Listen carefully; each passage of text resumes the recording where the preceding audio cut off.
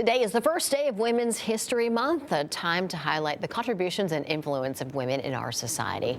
And an important part of women's history is their ability over time to gain financial freedom and independence. Now, progress certainly has been made. Unfortunately, many women are still not properly prepared for financial success. So joining me this morning for more on gaining financial independence is financial advisor Maggie Johndrow. Thanks so much for joining us this morning, Maggie.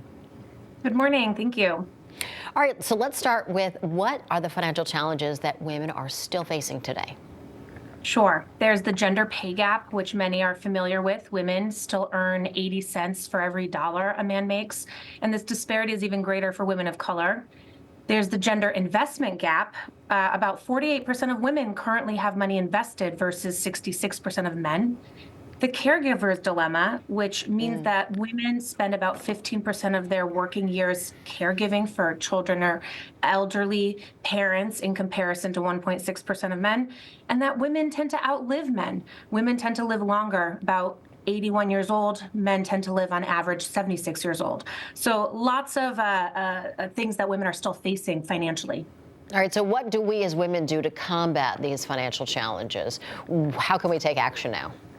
Sure. So I like to think of it by different age groups. So above all, you want to, though, educate yourself.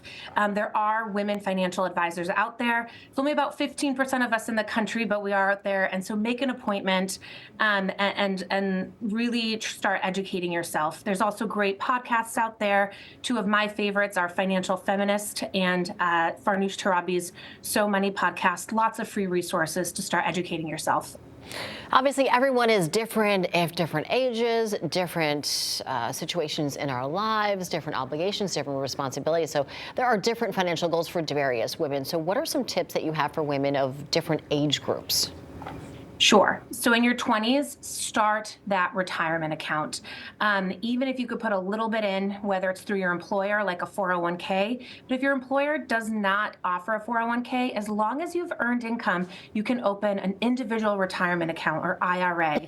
The younger you start, the better, because you have a long period of time to gain, to take advantage of compounding interest. Now, in kind of the middle of your career, maybe you did need to take some time off to care for parents or children.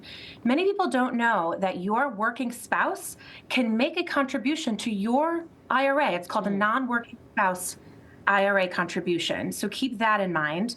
And in your 40s and 50s, you might want to consider long-term care insurance, which is one of the ways that you can combat that problem that women tend to outlive men, and we need caregiving. So take that into your own hands by thinking about long-term care insurance.